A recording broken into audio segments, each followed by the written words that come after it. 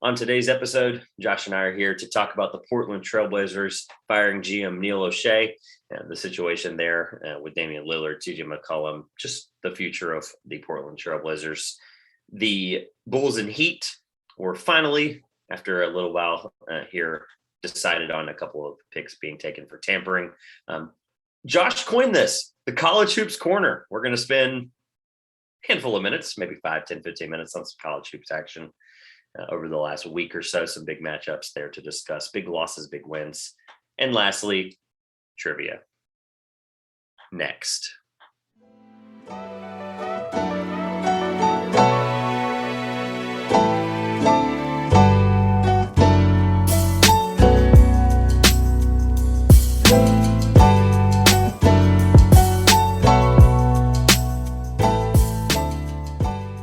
Welcome back to the Two Pointers podcast. I'm Josh. And I'm Trevor. How you doing, Trevor? We're back. And we are back. I would say favorite day of the week, but it's Tuesday. It is Tuesday. Circumstances. But of course, look, the listeners know by now we're still going to get it up Wednesday. It'll be later Wednesday than midnight, like the hope. But hey, here we are. I'll do the shameless plug now because this episode's jam-packed and we're probably going to be longer than normal. But Twitter at 2pointers, Facebook.com/the 2pointers podcast, and TikTok is at the 2pointers podcast, as well as the website, 5-star download. Please check us out wherever you get your podcasts, wherever you consume your content. Man, what a fun week of sports, basketball, life. Man, it's been a crazy week. I'm here. I'm excited.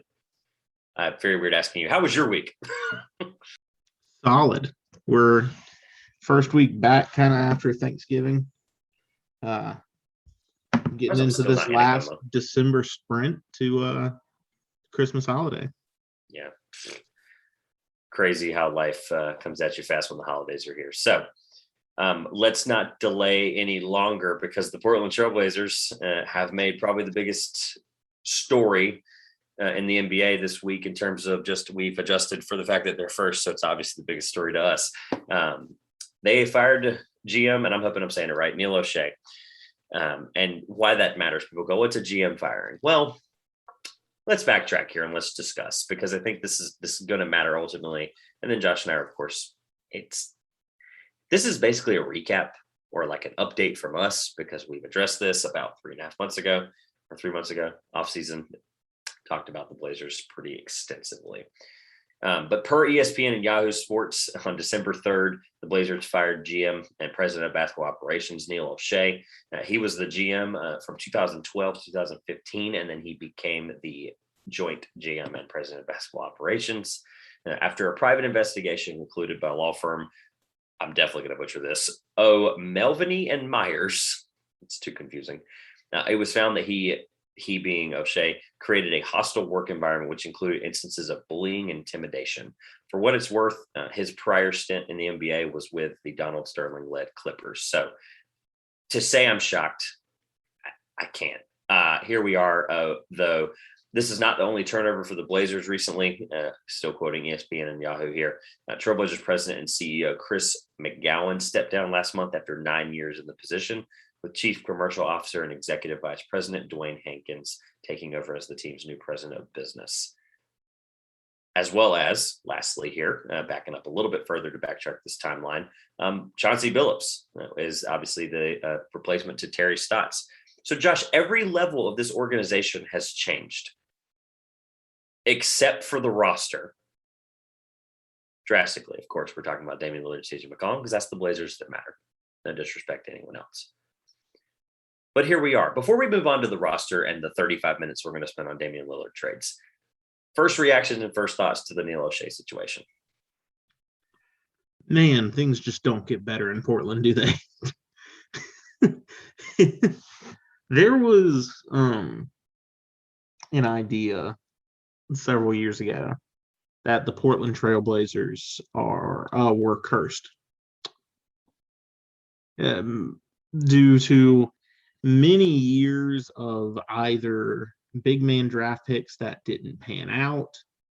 I think like taking Sam Bowie in between Hakeem Olajuwon and Michael Jordan, to Greg Oden never really playing, to Brandon Roy, who was on track to be really one of the biggest NBA stars in the mid-2000s, just getting injured so much to end his career early. Everything since basically Bill Walton in the 70s, the Trailblazers have kind of been cursed. And yeah, I can see why that idea was pervasive. So to recap a couple things, like we've addressed this already to begin with. Like we brought this up, and I believe I'm not going to be able to quote the exact episode top of my head, but we quoted or we discussed in the offseason, like I hate taking credit for stuff I said. I really do. It's my least favorite thing as somebody who talks about sports now. I take credit for stuff all the time. But I distinctively ranted. It was probably a top three. And somebody can make a compilation for us on this, but like, it's a top three frustrated moment for me on this podcast. I was very clear. I said, if you had anything to do with the Neil Olshey regimen or regime, geez, I can't even look. I'm already getting fired up yet. I haven't even started talking yet. From 2012 on, if you had an office, if you so much as shined a glass in the kitchen of the Blazers front office, like, you don't need a job. This regime is over, and it's starting to flip over here with now, obviously, the Allen family changing hands a couple years ago with the death of Paul Allen and Jody Allen taking over, but it's still part of the Paul Allen Trust. Like, it's even down to the root of the fact that I brought up what is left with Portland other than relocation.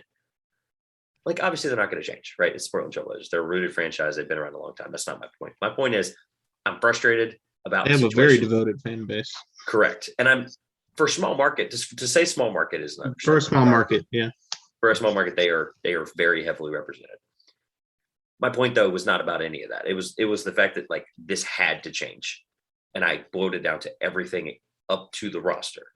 And here we are now discussing how we're three. What are we? We're now, I think we're just now hitting the third mark of the season. We're almost a third through the NBA season. The roster still hasn't changed. Everything else has. The Chauncey Billups-led Blazers are struggling. Now, granted, I get it. Lillard, who, God bless him, on my fantasy team, my 1-in-5 dynasty fantasy team, he's on it, but it's a 10-day abdomen injury. It's a 10-day at least abdomen injury he's been struggling with since August. But it still doesn't help the fact that this roster construction for the last 8 years, it's been the only thing that hasn't changed about the Blazers in the last 8 years. So what gives? What has to give? Well, Josh, lucky for you, I have a couple scenarios that I kind of like. Before we even untap any of that, though, like, is the roster the thing? Like, they changed everything. Like, what is there anything else they can do before we start discussing Damian Lillard and CJ McCollum? Like, what else have we got to say about the Blazers? I think the difficulty in Portland is the Lillard piece. They're in a difficult spot because if he doesn't want to leave, which he very much had the opportunity to ask to, it would not make them look good to get rid of him because they couldn't make it work around him if he's still trying to stay. So this conversation was going to be different literally 24 hours ago. Woj today released an article, literally 1 p.m. today. According to Woj, this is a direct quote from the man that is probably the most trusted source in sports. Let's just be real. That's across everything. That's no disrespect to Adam Schefter or Buster Olney or any of the guys in any other sport I'm forgetting. But him and Shams are the two people we trust in the NBA world. According to Woj, Lillard wants a 2-year, $107 million extension in this coming July, which would severely affect the Blazers' plans for the future, pending a new GM coming in. I didn't even write down who the interim GM is because it doesn't matter. The new GM is going to be somebody that has to make or break the decision whether they paid Lillard or not. Why I bring this up is because why wait?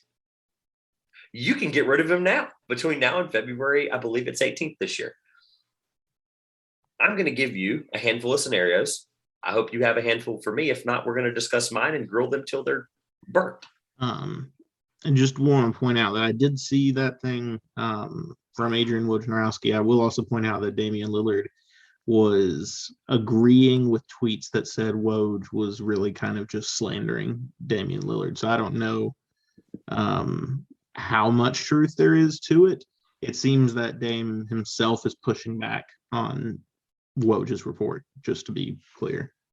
Yeah, that it's going to happen. The point being, though, and even before all this, like Dame has made it clear, even with the USA stuff, whenever the news came up in the offseason that he was going to be moved like that day, or like he had requested a trade or whatever it was, right?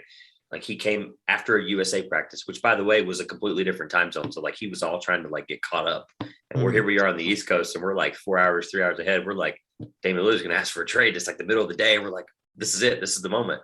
And he was like, nah. He went to a press conference at like 10 a.m. West Coast time, whatever it was. And he was like, no, not happening. So the story is all over the place.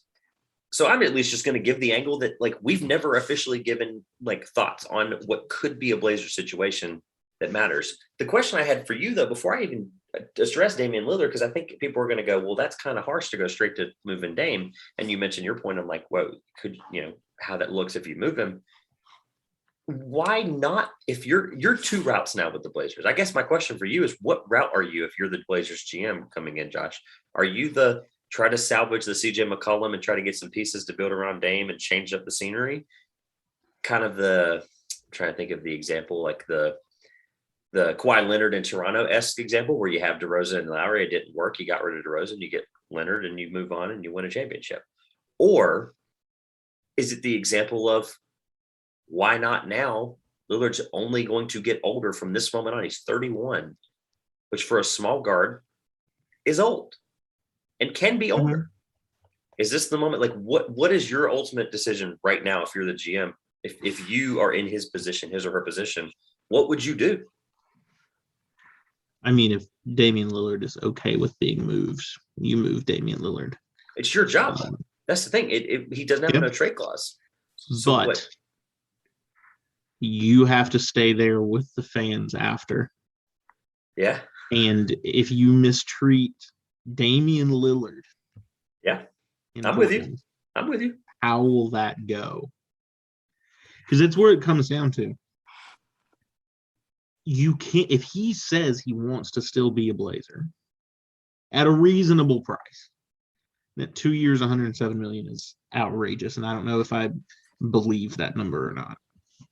It would be the highest, to be clear to the listeners, it would be the highest paid guard of the last 15 years. Probably ever. Older than 30. It's 53 and a half annual salary, which I didn't know was allowed, but that's why I was clear about what it's going to do to the plans. Like it's a maker. You make that decision as your first role in your first month as GM or first year, you completely change how you're viewed or how you make your decisions for the next 5 years for that contract. Because he's on for 2 and then 2 more, and then you could sign a player option, obviously. I think that you offer Damian Lillard a contract that is larger than what other teams could do in free agency. Or you have this discussion with him before he becomes a free agent. However, not one that is bank breaking. Okay. And if he takes it, he takes it. If he doesn't, he doesn't. But the other option, if he is not okay with that, that means that he would need to be moved, and you work out a good location for him to go to. Cool. I'm going to give you the two that make sense financially and for the fact that what we know ahead of time. You want to go with yours first thing? Because we might agree on one of them. Sure. Go ahead. Philly. So that's the one I didn't write down because I knew we would talk about it. Yeah. That's just how I prepare for this podcast. People know that now. Like, if I know we're going to agree on something, they've already been linked because Damian Lillard rumor has it that Damian Lillard has said he would like to play with Ben Simmons. Okay, but that's the thing. That's a different story. If I'm Portland, trade Lillard to Philly for Simmons, Maxey, and Philly's entire future. Yeah.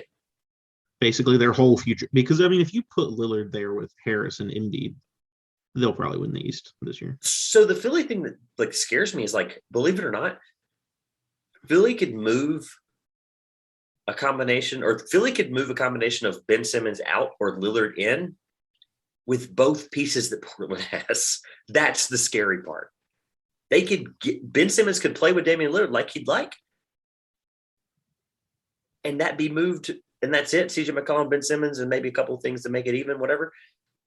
Or if, like, I'm going to go on this route with in a moment with you, or they just blow it up, or they're like, we're done. Damian Lillard doesn't get to play with Ben Simmons, but he gets to play with Joel Embiid. And that's a completely different scenario. Like, there's all this puzzle piece with the Philly thing. I didn't even want to I didn't write it down because I knew we would talk about it because it's so obvious. It's like, it's Daryl Morey. It's new regime that isn't hired. I think that deal happens after the season. That's the craziest part about it. That deal, you wait on that deal because Daryl Morey's not going to rush. You know, Daryl Morey's not going to take $0.75 for a dollar. We've been over that many times. Dork Elvis will not do that.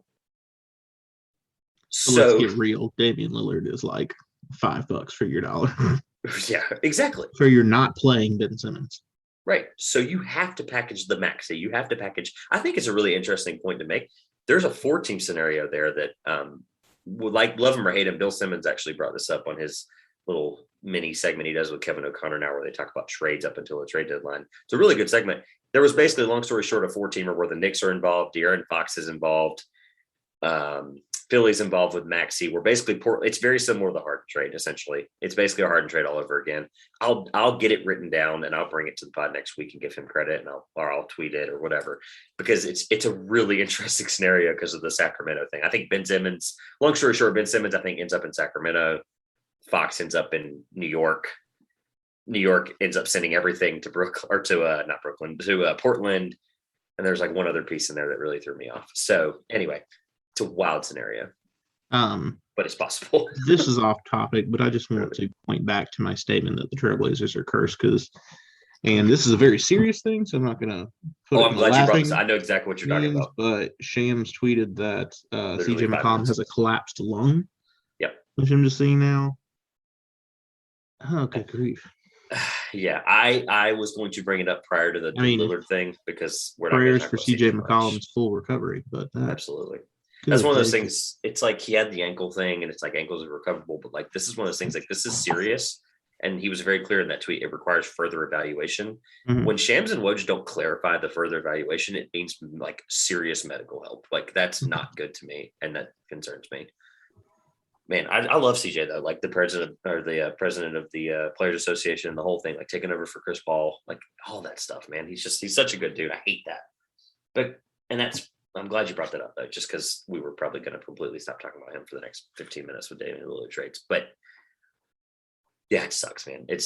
I feel bad for Blazers fans. I really do. This is all in good hope. So, shall we?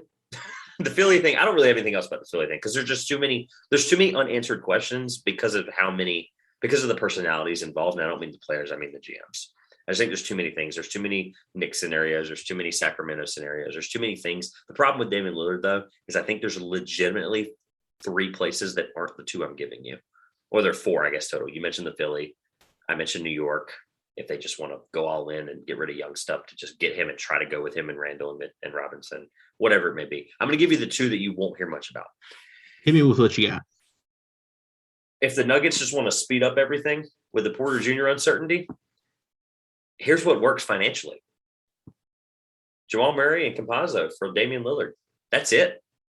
That works financially. But there's Portland's probably more to that. But Portland's not taking that. However, Jamal Murray is Denver's taking that. Jamal Murray's 6 years younger. Yeah. So if Denver wants to win right now with a Porter Jr. healthy coming back, this is definitely an offseason move next year. No doubt about it. We don't see any Jamal Murray yet for probably another month at least. This one's just like the fly on the wall. Like, I thought about it. I put it into the trade machine and I went, holy crap, that works. Light bulb went off. I'm like, I at least have to bring it up. One problem for Denver thoughts, there is there's no telling when Porter Jr. is going to come back. Right. That's why I said this is an off-season move. This is one that we definitely address in July, August. Yeah. Uncertainty around Michael Porter Jr. is tough for Denver right now. It's another instance of a team with all that talent that they're just kind of snake bit and they can't get going to that level we think that they could get to. But can you imagine a Damian Lillard and Jokic team going in there? Like, you sign a bunch of pieces to get deep like the Suns did. The Suns signed a Jay Crowder. They signed a Torrey Craig. They signed a JaVale McGee. They get this deep roster around these two really good guys. It works, is my point, right? Yeah.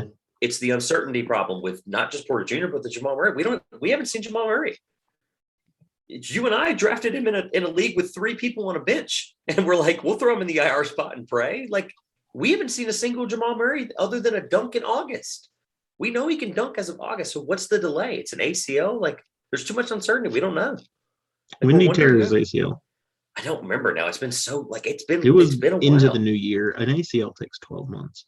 Oh, I know. It's but that's not the thing. been ACLs are recoverable now. Like, that's a normal thing, I feel like. So it's like the uncertainty there, but it's also the Porter Jr. thing. As long as you're not a running back in the NFL. I mean, Adrian Peterson won the MVP the year after he did, so he's kind of I think he's the exception to the rule. But yeah, as long as your game does not require hard start drives deep into the paint like Derrick Rose.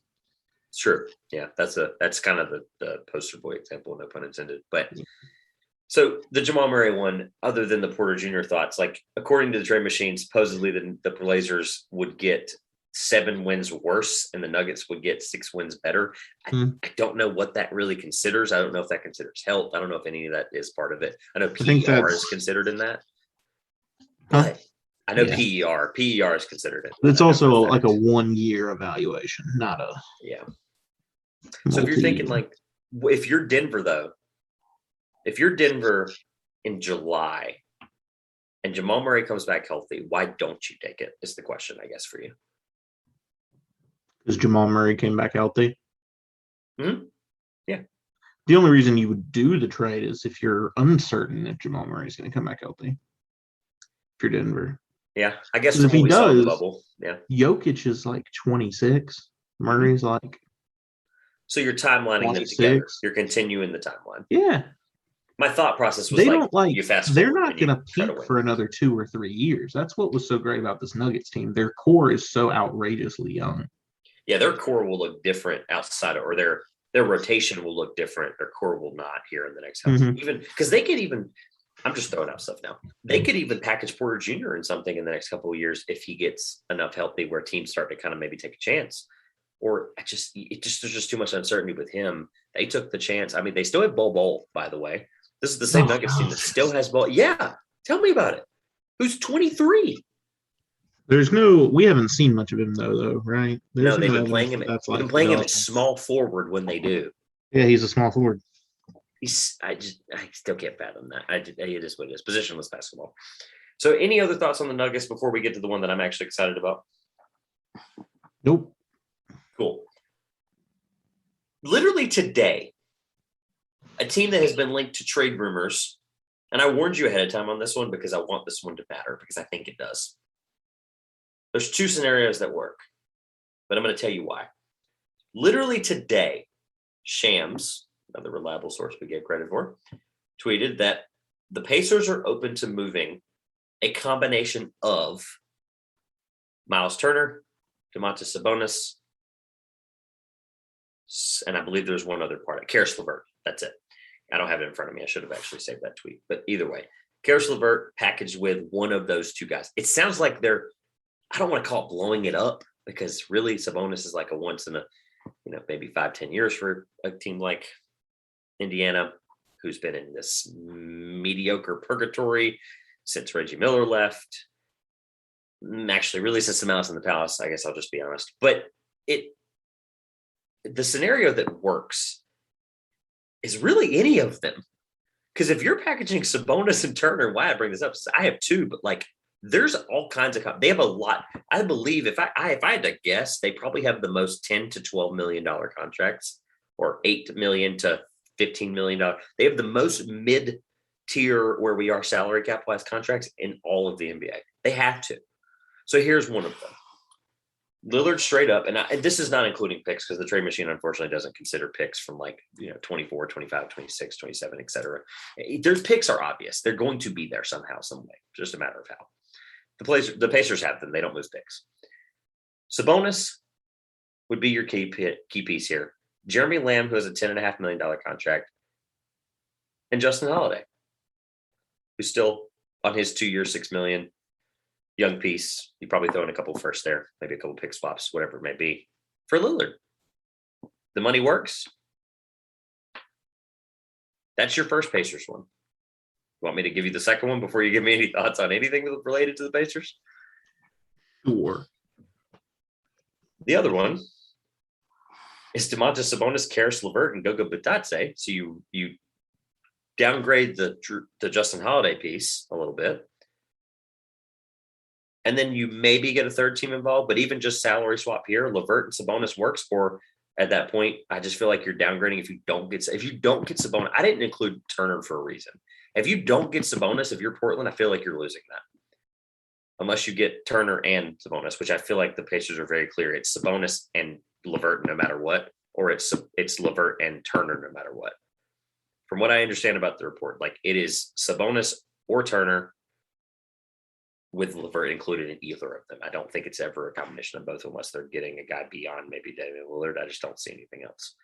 So Sabonis, LeVert, Bitadze, Goga Bitadze, it works for both. So I just want to ask one question before we launch into it.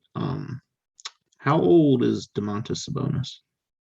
I believe he is 27, but I can confirm that. That is a great question. No, I have looked it up. He is 25. Oh my God. Oh, really? Okay. Yeah, that was my reaction. Well, how is Turner then? They were very 25. similar to us. Wow. Why do they want to move them? It's reported today. It's not like I got this out of the blue, by the way, Josh. I understand why they want to move Miles Turner. But they Sabonis thought he was included. going to be a 3-tool player who has failed to develop and is actually just a 2-tool player. He's great defensively. Why Sabonis is included, I have no idea. Because even if Indiana, which they're basically the Portland of the East, wants to blow it up, I feel like that's an insult to Portland. like no, no. Portland's made the playoffs the last 8 years, like handedly. You know when's the last time Indiana didn't make the playoffs? I guess I yeah, don't know exactly. the numbers, but they Portland's lose in the first round streak. every time, but they've been in. That's true. That's true. Forever. Even if you're blowing it up in Indiana, Domantas Sabonis is someone you can keep for rebuilding from scratch. So I don't get that at all. The LeVert piece is interesting. Indiana would be dumb to trade Sabonis for Lillard because they don't have the pieces in place to win a title. And you shouldn't swap your 25-year-old should-be all-star for a 31, 32-year-old all-star if you can't win right now. So the Indiana thing, I had thought about this trade before we got into it, and I was like, this is just a no-go for both sides, really. Well, that was my question for you: is either which one do you like better, and if so, or if no, or not, why? And it's the age, right? It has to be. I don't think it's an option. Definitely not in Indiana. Slightly more in Denver for a mid-season move.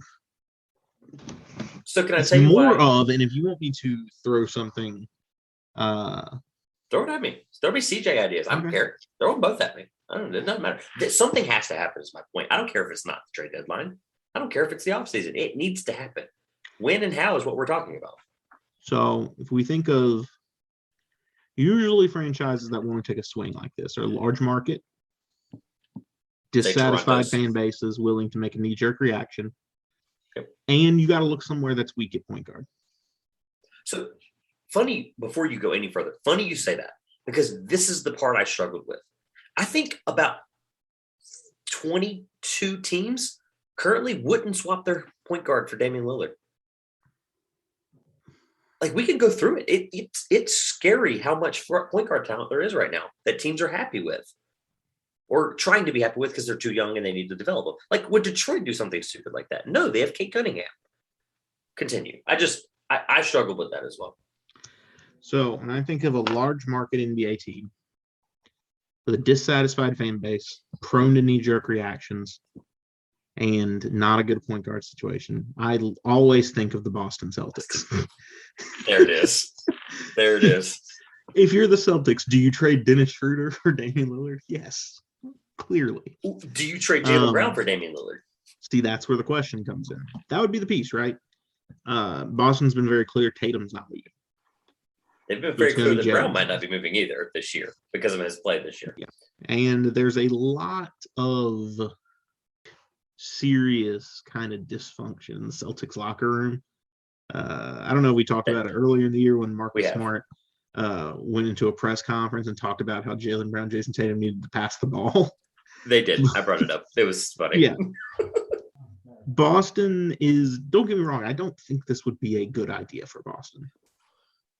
I don't think the team is ready to contend by giving up a piece like Brown or Tatum. I don't think it's going to get them to a contention level. If they somehow kept both of them, round of applause. But they're not in a place to contend to do it, but they are the kind of team with the kind of immediate reaction. Like, it would immediately make Boston fans happy. Boston fans would react for some reason in an overjoyed tones to have given up Jaylen Brown to get Damian Lillard. So the two things, because they did it with Kyrie. They did it absolutely with Kyrie. They did it with Kyrie. They did it with, well, Isaiah Thomas was more organic, but yeah, Kyrie was very like, they freaked out. They were like, oh my God, Kyrie Irving. And then they were like, oh my God, bye Kyrie Irving. Like it was within a year, it was gone. Bye.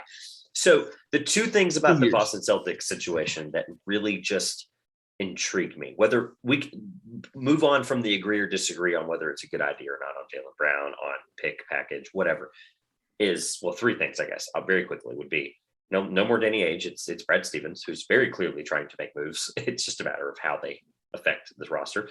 I have to give him credit for Al Horford. I'm completely and utterly wrong on that. Al Horford's been playing great. Second thing, NBA history repeats itself. NBA history is just like real history. It's as ironic and hilarious as it always will be. You can go back for 100 years, 75 years for the NBA, not 100. I'm pushing ahead here. And the third thing is, because of that history point, is no one's talking about the Celtics as a possibility right now. It's New York, Philly, and blank wild card. Like, insert wild card here. The Celtics in this conversation, or in general right now, because of the pieces, are considered your wild card team. Can I give you another top 10 player that was traded to a wildcard franchise who won a championship there? Kawhi Leonard to Toronto. No one had that happening. No one. I don't care who says they did. No one had that happening. Yeah. And they swooped in, took advantage of the value. I'm not comparing Jaylen Brown to DeMar DeRozan. I'm comparing the situation of NBA history here. I'm not saying it's going to happen. I'm saying Boston would be a out of nowhere thing. I will say, we are talking about a Kawhi Leonard, right, going into a Toronto team that was finishing every year in second place in the Eastern Conference and winning a title. We're not talking about a Damian Lillard, which, while he's great, is not a Kawhi Leonard. He's top 75 all time according to that list. Seventh place Boston Celtics team that has been on shaky ground. Don't get me wrong, I agree with you. The Portland or the Toronto team was very deep. That was their strength. They were very, very deep. Or if they weren't necessarily deep, they obviously played their best eight during the playoffs, but they were talented. Every position had a really talented player that helped that team, despite Marc Gasol being like 35. As an example. But it's just, I just bring it up because it's interesting that we are going to either get to within 3 days of the trade deadline and go, somebody's doing something, or somebody's stirring something, or somebody's making phone calls. Right this moment, this isn't the trade deadline. We're doing this, Tuesday, December 7th. We're 2 months from the trade deadline. I don't know who it is other than Philly and New York. And I think Philly's the only one that actually makes legitimate sense. I just brought the Portland up I brought the Indiana up point, because they're actively trying to move. Why? You and I discussed. It's stupid. It does that's on them. But they're actively, we know right this moment, assuming Shams is correct, which we can probably, they want to be active. You need money and you need assets. When a player like this comes along, it's a big deal. And it's very interesting who isn't making calls and who is. And I like the Boston point. I'm glad you brought it up. But if we had this conversation a month ago, Jaylen Brown playing the way he was, it's a laughable thing. Now, though, I don't think anything's out of the question. All right, let's move on to the Bulls and Heat tampering situations here for the recent from this past offseason, where the Bulls acquired Lonzo Ball from the Pelicans and a sign and trade. Pieces don't necessarily matter. It's just more about the scenario here. And the Heat from Toronto acquired Kyle Lowry. To summarize what has happened up to this point, for those that might not know, this is via NBC Sports, NBA's official statement. The NBA announced today that the Chicago Bulls and Miami Heat each violated league rules governing the timing of the season's free agency discussions, and that the league has directed that each team's next available second-round pick be forfeited. I believe, if I understood it correctly from looking it up, I believe this coming year is the one they'll lose. I don't think any of them have any weird swaps or moves or traded from seconds there. So this coming draft, I believe, will be affecting both of them, although it being a second-round pick. These determinations followed investigations into free agency discussions engaged by the Bulls with respect to Lonzo Ball and the Heat with respect to Kyle Lowry. Before I go through anything else, first initial reaction to the second-round pick, tampering punishment? All it cost me to get Lonzo Ball or Kyle Lowry as a second-round pick, I'll take that deal. Punishment kind of sucks. I mean, like, is this going to discourage anyone in the future, really?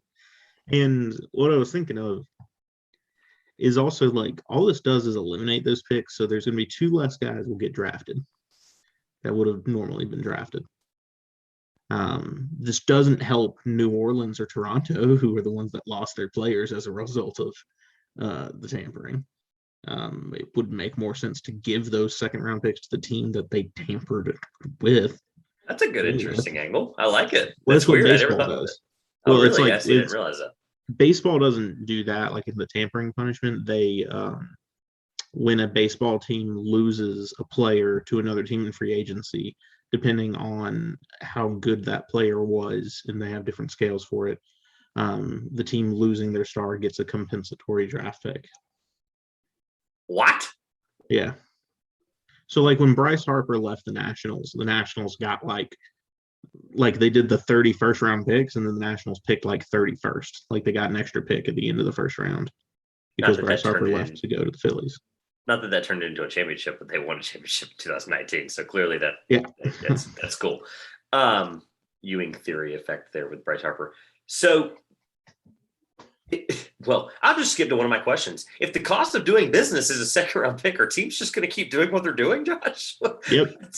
That was my one like true real question. I have another question for you that's hilarious, but that has to be, right? Like this is something that's gone back all the way to it's weird to bring up the Kawhi Leonard thing twice, but it's the Kawhi Leonard Paul George situation that they brought up.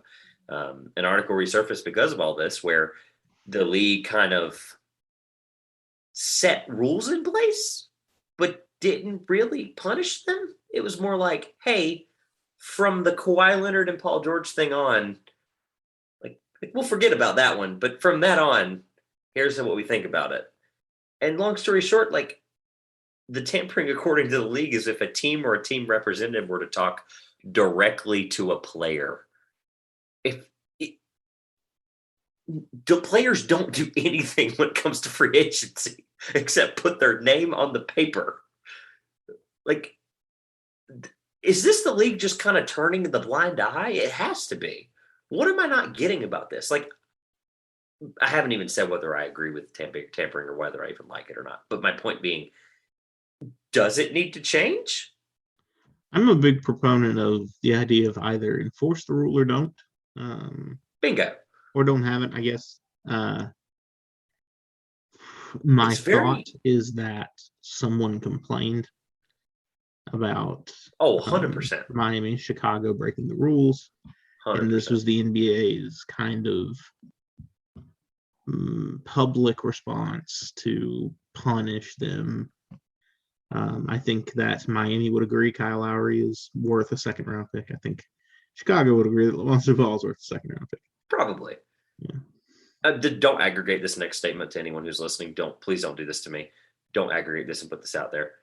But it had to have been someone from the Bucks, right? Who lost a second round pick and Bogdanovich last offseason in a sign and trade. It had to have been a Bucks mole, right? Like it had to have been. No? Okay, I'll drop it. Or New Orleans or Toronto. But I don't know. The Bucks one feels like it would hurt more. Then again, they won a championship without Bogdan. So Or someone that contacted sure. Lonzo and Lowry after they were allowed to and found out they already had a deal in place. And they were like, wait a minute. Yeah. It's very like interesting. Someone lost. And yeah. Not saying the Bulls and Heat should have broken those rules, but okay, well, that was kind of my next question. Does tampering in quotation marks, and I put it in quotation marks because I don't think this was considered tampering per the league rule. Does tampering make the offseason more fun? And are you pro tampering or against it? That was my fun question. What? Am I pro tampering? No. You don't have to incriminate yourself. My point is, do you care enough to be like, we shouldn't do this or we should do this because it's really fun and guys get to do and make this interesting and free agency becomes a marathon or a sprint and not a marathon? Like we're done with free agency in 4 hours now. Legitimately, except for this year. I think that if it's going to remain a rule, like there needs to be more punishment on the teams because it is disadvantaging anyone who's actually trying to follow the rules. However, if you don't like the rules, considering that the NBA is the collection of owners, change it. Change it. So if I understand you, you're not pro tampering. No. Okay, me neither. Seems I just like wanted to be clear. I'm not. No, I'm not. This is the most. Even though a guy whose team's star player talks about what players he'd love to have on his team to the media all the time. Oh no, player to player and player to media. The NBA. I read the whole thing. The NBA. I wanted to be up. I wanted to be upfront with this with everybody. Like, oh yeah, it's player to. Yeah, I remember what the issue was now. LeBron spent all his time talking about who he wanted. Then I think it was Magic. He recruits at the All-Star game. Like said, like I love Luka Doncic or something in the media, and got hit with a tampering warning. He recruits in the media. He recruits at the All-Star break. He recruits after games. He recruits when he recruits for movies and TV shows and commercials. This man recruits all the time. Let's just. Well, I mean, it's like Luka Doncic did the same thing. Did you see him? Like, yeah, Luka said when like. Speaking to the media, said that he'd love to have Team Yugoslavia on his team in Dallas, which is basically all the Eastern European star guys. So it's like he was like, yeah, I want Jokic and Sabonis and all these other guys. The reason I ask you at the end of the day is it just, yes, we agree it does need to change, or it needs to either be more enforced or less enforced. I don't, whether it happens or not, we don't know. But it's just it's the most un-Adam Silver thing. It's the most Roger Goodell thing that Adam Silver's ever done. Sorry, I'm going to say it like it is. That's exactly what's happening. And I'm just shocked because it happens a lot. But if their rule set in place is player to team representative or player to team, then this is clearly going to be a, quote, problem for the time being. We really brought this up because it's just affecting us second round picks.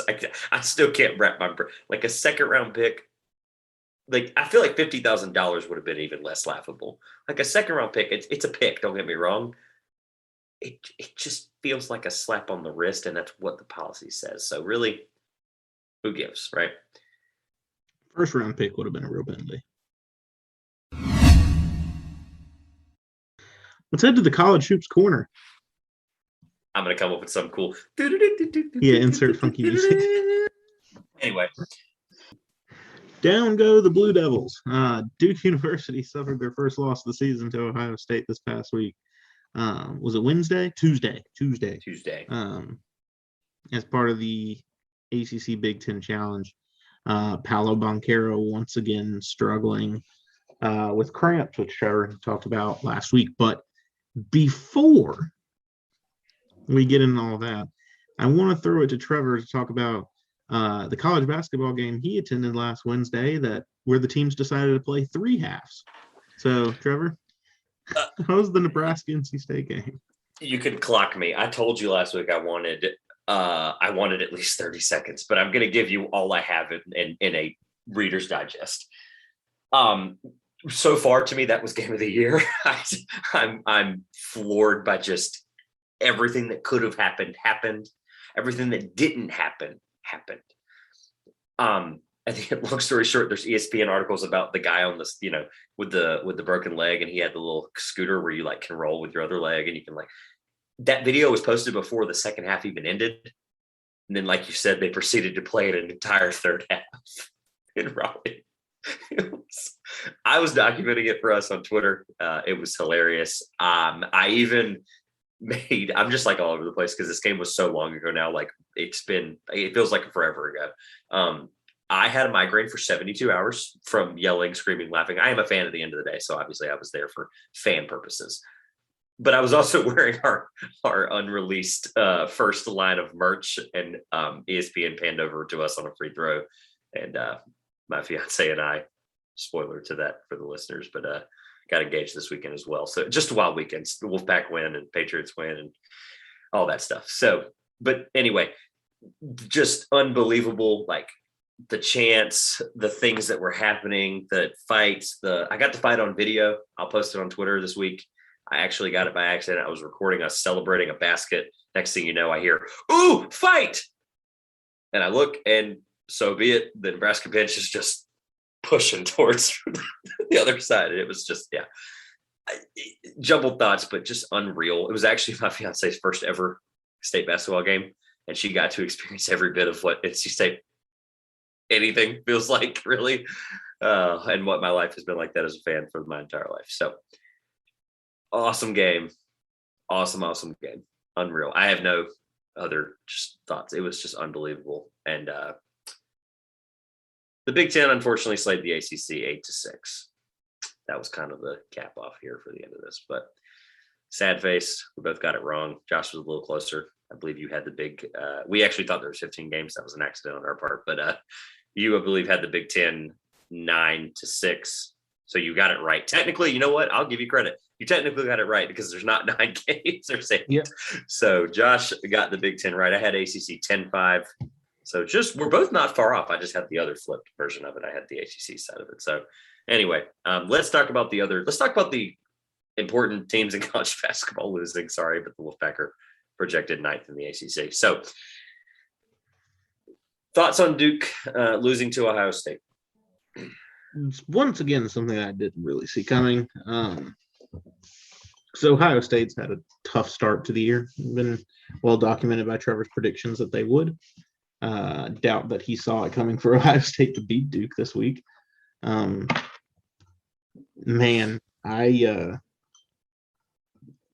very much seems like the loss was due to them not having Paolo Banchero at crunch time, right?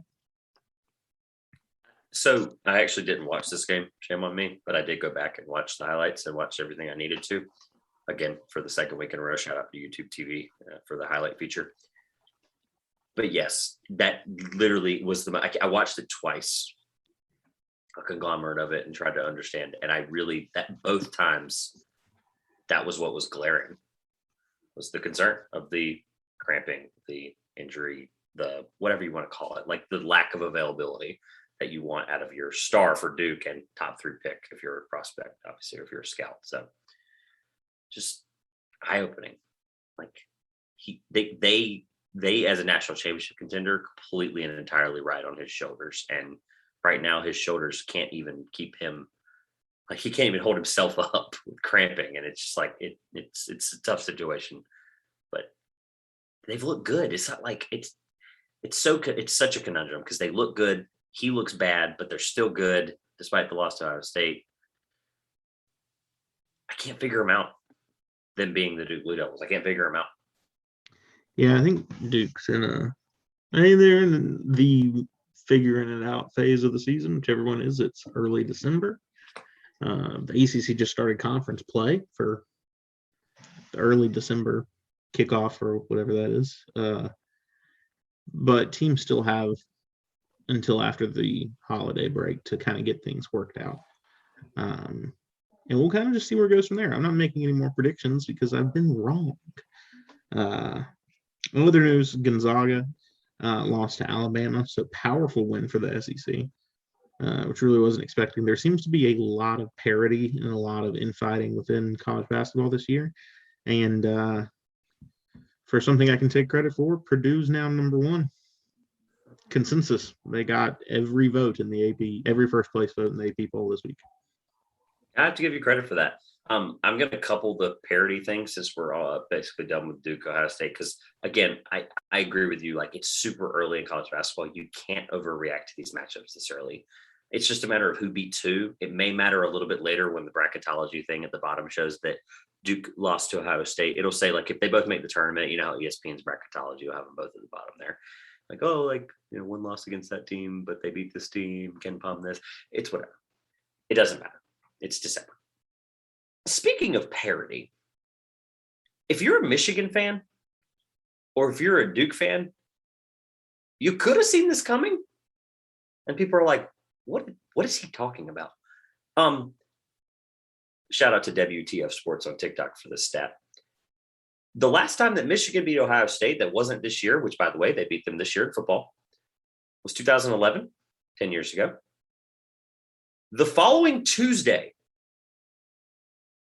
Ohio State beat Duke at home in 2011, and they proceeded to do the same thing again exactly 10 years later after losing to Michigan. The basketball team turns around the same Tuesday following the Michigan loss. If that's not parody, if that's not laughable, if that's not brain-blowing, I don't know what is, Josh. I couldn't not do this College Hoops Corner segment without bringing that up. Because when I tell you jaw dropped when I saw that on my phone, I was literally reading and I went, it's one of those things you just don't believe until you're like, that it's legit. Anyway, yeah,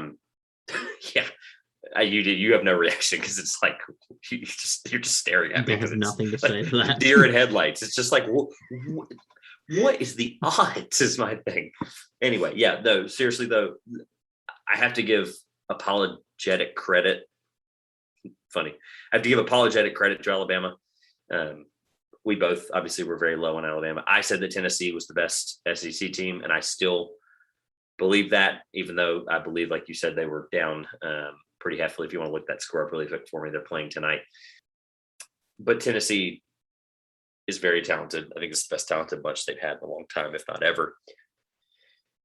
And the Alabama team was the one that beat Gonzaga. Tennessee did end up losing to Texas Tech in overtime. See, that's tough. They shouldn't go to overtime with Texas Tech. Jury is still out on Alabama, at least in my opinion. Oh no, it's absolutely. I agree with you. It's completely still out. But it's the Gonzaga's not full strength. We get that. But is this a chip in the armor for Gonzaga? Yes, I said the same thing about December for Duke, but it might be. It might be a small chip, just a tiny little chip in the shoulder, because they were able to take care of UCLA. But you know they've shown visible struggle. I think it's worth at least keeping a small, tiny little tab over here on the side about for Gonzaga. Obviously, we're not going to see anything outside of them that means anything until March, because they literally are going on this next 2.5 month run where they play their conference and just absolutely destroy anybody. Now, if they lose to somebody in conference, I take back everything I said. That's a huge chink in the armor, because they can't lose in conference. It cannot happen if you're Gonzaga. I mean, BYU's got a pretty good program. But my point being is, if you're Gonzaga and you're losing to a team like Alabama, which might be better than we think, you can't lose to your conference. I don't care if it's BYU. You've got to prove if you're trying to be the 1 seed. Yeah. If you're trying to be the best team, no matter what, 1 seed, yeah, 1 seed aside, it would be a given at that point. If they want to go in like they did last year, obviously they were undefeated, but it's the hey, we are the best team. We're trying to show that. You can't. You got to go on. You got to run the slate here.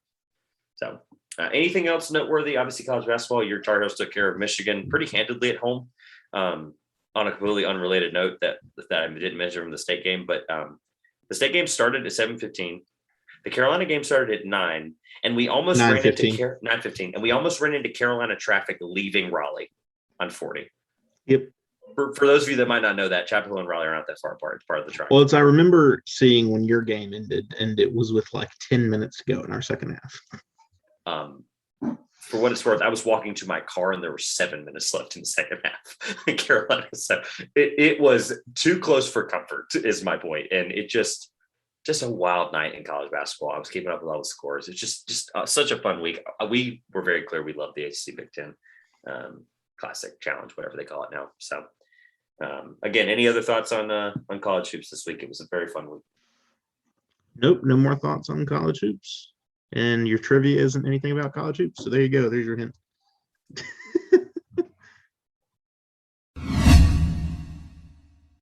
That my unceremonious transition. Absolutely. Let's do it. I'll throw in the little So sound here somewhere. I did apologize to Trevor before this podcast because this trivia question I thought of, because I thought, man, this fits a great theme for something we talked about. Then I looked at the answer and I'm like, wow, this is hard. So Great. with Damian Lillard situation in Portland, Damian Lillard, regardless of what happens, will go down in history as one of the Trailblazers' greatest players of all time.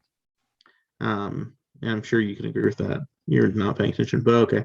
And so, most likely, I would imagine eventually Damian Lillard's number will be retired in the rafters in Portland.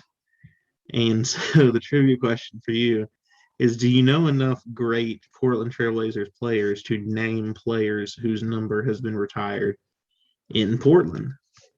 There are 12. I'm going to give you 20 guesses. If you get 4, you get a point. 12? Yeah, numbers that have been retired. You don't even know the numbers, just the player whose number. Oh, no. They've been around for a long time. That's it? Yeah, it takes I don't think they retire very easily. So they've retired 12 players' numbers, players or members of the organization. And I'm going to go very even splits on numbers, 4, 8, and 12. 4, you get a point. 8, you get 2. 12, you get 3. I think we're only really going to be looking at that 4 number, if I'm being honest. 20 guesses. Okay, that's fair. Good luck. I might not come up with that many, to be clear. To give everyone a recap, I still lead 3-2. There's been a long time without scoring. Trevor and I have been increasingly petty with these questions, and no one's getting any points right. So, yeah. All right. Good luck. Thank you. I think I am looking up the first name of a famous Blazer that I can't remember his. There it is. Okay, got it right. I'm just going to go ahead and talk out loud here. So I'm going to get a couple out of the way that I think are obvious. I will say I did say one of these Blazers' names during this podcast. Probably. No, it's probably one I'll get. It'll probably be obvious. Yeah. So the problem I have is that this is not 12 players. This is 12 people, correct? 12 players or members of the Blazers organization. Yes. Some were both. And also some were people that might not have had numbers. At least one of them was not ever a Trailblazers basketball player. Yeah, that's what I thought. All right, I have that answer probably. But I'll go ahead and get a couple of names that I want to get my 4, and then at that point, if I impress myself, get anywhere near 8, then I'll be happy. I'm not going to get to 20 guesses, to be clear. Bill Walton is the first obvious one. Yep. He was very clearly MVP, champion in 77. That's pretty much it for Bill Walton in his NBA career. Sorry, Bill Walton. I just have to hope that they retired LaMarcus Aldridge's jersey. All right. This has been the 2-Pointers still podcast. Playing. I don't know what you want to say. What, are they still playing basketball? Are they afraid he's still going to come? He's going to come back? Maybe. He's going to run away. Might sign a 1-day contract. You never know. Terry Porter. Terry Porter's correct. Very forgotten about. You're probably shocked by that one. That was the guy I had to Google the first name of because there's a lot of Porters in NBA history, so I had to make sure I had the right Porter. I thought that you might get that one. Okay. That's the NBA historian brain in me that people might be slightly confused or impressed. 3 guesses? Hey, you're already halfway to that point. Look, hey, I'm happy. Porter's underrated all the time. Look him up. Homework. I have to think his high had to have been high enough that Brandon Roy. No. Really? I know. Surprised. I was surprised as well. B. Roy is a no. Maybe his high wasn't high enough. Maybe. The problem is there's this huge gap for me though. Like Brandon Roy. Be loved in Portland, but absolutely. Yeah. If he does all kinds of stuff for that city still. That's the problem though. He's the last one in that gap. Aldridge still playing, as you said. So like I probably got everybody that was recent in my lifetime that I like truly should remember. Brandon Roy being the last one because Aldridge, you said, still playing. Lillard still playing. McCollum still playing. Guys that'll probably all get it. That's the problem now. Is I'm trying to think of teammates of, and I'll just go ahead and get this other one out of the way. Clyde Drexler. People probably thought, why is he taking this long again? Clyde the Glide Drexler. I shouldn't have taken that long, but I got the obvious. He's obvious, right? Yeah. So I'm not even at 4 yet. No, that's 3. You only need one more. And you only had 5 guesses, so you get 15 to get one. So. Assuming well, you're I not trying to mentioned. get to 8. Oh, I'm not. I'm trying to get 4 and then just be happy with myself. I might just tap after 4 for time's sake. I'll throw out a couple that I don't think, but I'm pretty sure Fred Brown was on the championship team with Bill Walton, but he probably wasn't good enough to get his jersey retired. But I'm going to go with Fred Brown because you gave me 20 guesses. He probably was on that team, but Fred Brown did not get his jersey in the rafters. Am I gonna get screwed over by Lenny Wilkens again? Was Lenny Wilkens a Trailblazer? Is Lenny Wilkens gonna be the thing that like makes me haunt this segment? Like, Are you saying Lenny Wilkens? yeah, I have 20 guesses. Lenny Wilkens. I have 20 No. guesses. Lenny Wilkens. All right, cool. That one's gone. So what have I gotten right so far? Walton, Porter, and Drexler. Is there really that big of a gap in Blazers basketball? So 7 guesses down, 13 to go. The problem with Blazers for me is there's a lot of guys that played there but should not and did not get their jersey retired. Say Scottie Pippen, Rasheed Wallace, guys like that. Okay. I'm going to say it because I said it earlier and I gave him respect. Rest in peace. Did Paul Allen, was he the few or the one guy that did not play a single thing on? He was the guy that bought the Blazers and owned them for a long time. Great guess, but no. That is just disrespect. The Blazers have got to be better, unless maybe their history sucks. Maybe I'm just not giving them. I'm giving them too much credit. Maybe so. I think they definitely should put Paul Allen's name up there, but I got to Google the name to make sure I got it right. Did Cliff Robinson? Another great guess, but no, not Cliff Robinson. We're doing this now with the great. I did that to you one time. With the Cliff Robinson was an excellent guess. Yeah. Yeah, rest in peace. If I were doing this trivia question, I would have hoped to come up with Cliff Robinson. He was a little bit of a journeyman, but yeah, we both should have. Definitely remembered as a Blazer. Yeah. Oh, yeah. Rest in peace. He unfortunately passed away last year in August. So I've reached the point of no return where I might not have another guess. You've made 9 guesses. Am I forgetting a coach, maybe? Okay, I have to ask you this. Is there any obvious ones? I know you gave me 20. I don't even want 20 guesses anymore. Is there any obvious ones? I'd rather I get a hint at this point, but I know that's for a point. So that's kind of where we are. Like, am I missing an obvious one? Oh, geez. Oh, no. Oh, God. There's like one name that's kind of known. It's hard to explain. Some Bill Walton teammates. Of course there are. Lots of Bill Walton teammates. Calvin Murphy. No. Played for the Rockets and the Blazers, I'm pretty sure. 80s Blazers. Drexler teammates. Drexler teammates? Come on. There had to have been a Drexler teammate, no? I said Terry Porter. There's no way this guy played long. Did Kevin Duckworth? There's no way. Okay. See, I'm just throwing out names that I think were Blazers at some point, and they probably didn't play there long enough. How many guesses do I have left, I guess is the question. 10 or 11. No, 10 or 9. 9 guesses. 9 guesses to get 1. Yep. God, I think unless there's some hint that like clicks a light bulb for me, I'm dead in the water. Which is what's frustrating because I feel like I should at least know 4 retired Trailblazers. Like, I feel like that's just it. I see what you're saying to me when you were like, this question's good. Oh, it is. It's a very good question. But like, are there really, there have to be that many old people, like older players. Like, I think there's this gap that I'm referring to. Yeah, there has to be. That's got to be what it is. I'm just going to apologize to you in advance for what I'm going to have to explain when this question is done. Paul Silas. No. He might not even a Trailblazer. I'm throwing out old names that might have played there.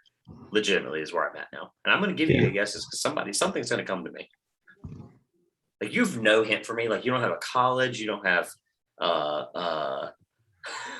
non-basketball player was a former owner of the team. A former owner of the franchise. Not Paul Allen. No way. Because I really want you to get a point out of this because I'm starting to feel bad about my question. For a reason that you're going to find hilarious, maybe. Well, that's the problem. Like, okay, the former owner did nothing for me, or should it have? I don't know. That was noble. You can look it up if you want. I'm not looking it up. That's cheating. I just realized what you said. But you're not gonna. Oh my God, there's a reason you're not giving me one players that might be semi-obvious. No, I'll give you a hint. Sorry. I need something that like will jog me for like the 70s and 80s because I know 70s, 80s Blazers, but like I don't know. I gave you like Kevin Duckworth. What else do I have to give you? People are like, who's Kevin? There's people right now Googling Kevin Duckworth from hearing this podcast. Like Scottie Pippen. Trying to think of a good hint. Sorry. Scottie Pippen. Oh gosh, dude, what have I done? What have I done with my brain not being able to get these 70s and 80s and maybe 90s Portland Trailblazers? Gosh, they had some bad luck. You're not kidding. One was a famous coach who is a member of the Naismith Basketball Hall of Fame. Okay. But he was a player there. No. Oh, geez. Okay. He coached the Blazers, but just go ahead and say it. Bill Russell didn't coach the Lakers or the Blazers. Jeez, that's how flustered I've become. I'm gonna make you name every Charlotte Hornet ever next week. It's not a joke. Understand that I only legitimized the team that was an expansion franchise in 2004. I know. I'm gonna make you name every Charlotte Bobcat ever. Very passionate about that. Man, the coach thing is killing me because Norm Sloan didn't coach there, did he? No way. Not Norm Sloan, Jerry Sloan. Sorry, you probably like who's Norm Sloan. It wasn't Jerry Sloan. Is that a guess? Yeah. No. Okay. I figured. 7 more.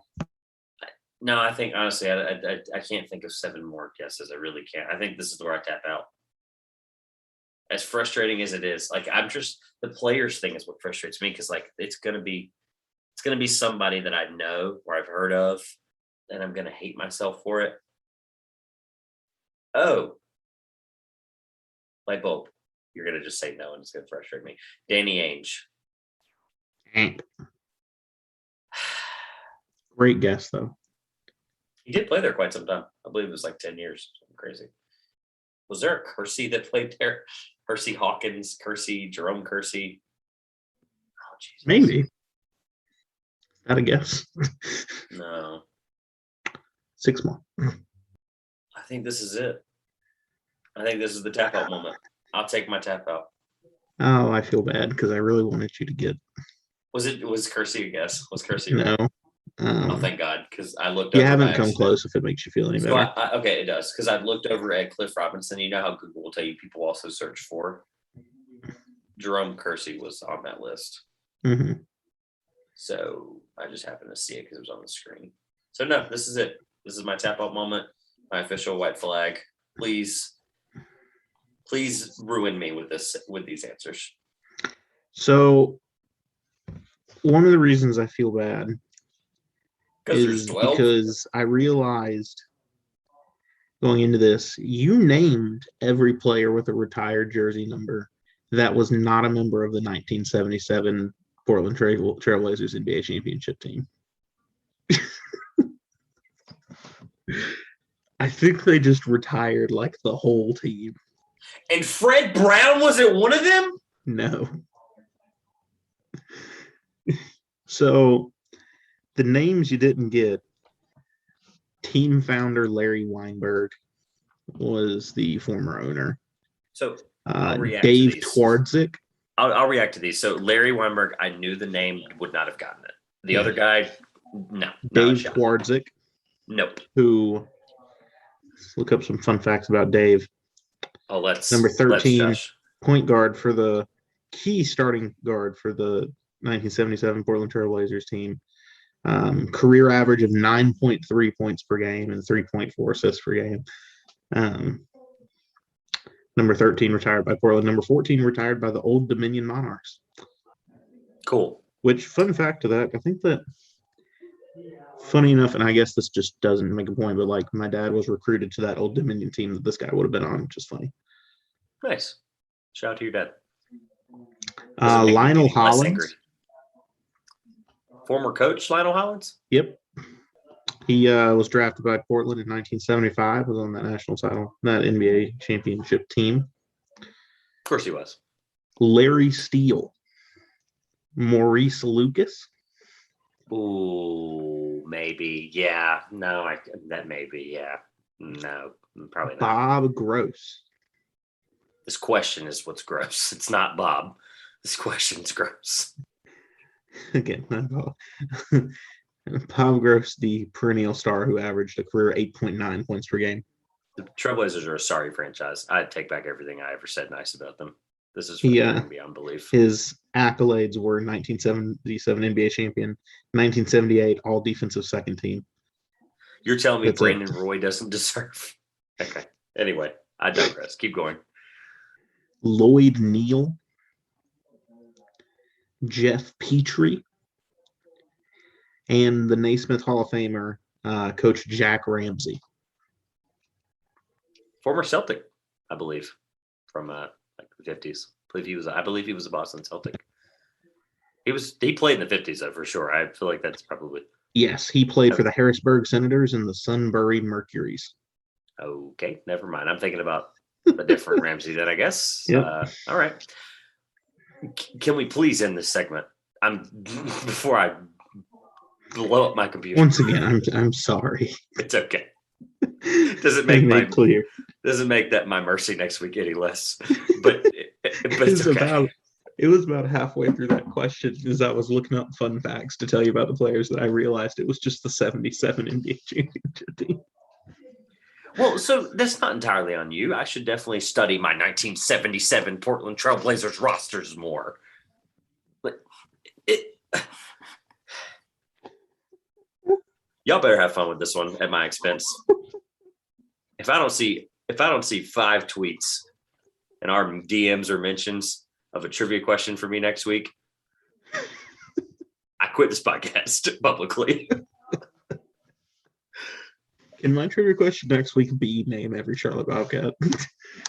So it's funny. I actually have that Sporkle quiz saved on my tabs, and I wanted to do it next time we hang out in person, and I forgot to last time we were here. So I wanted to just have you do it next time you were here, and it's still saved. So no, that's not your question. You'll do that one day. Yeah, please end my misery. Can we please send this segment? I'm done. This has been the 2 Pointers podcast about the Portland Trailblazers. I'm Josh. I'm Trevor, and I'm never talking about the Trailblazers ever again. And we will see you soon.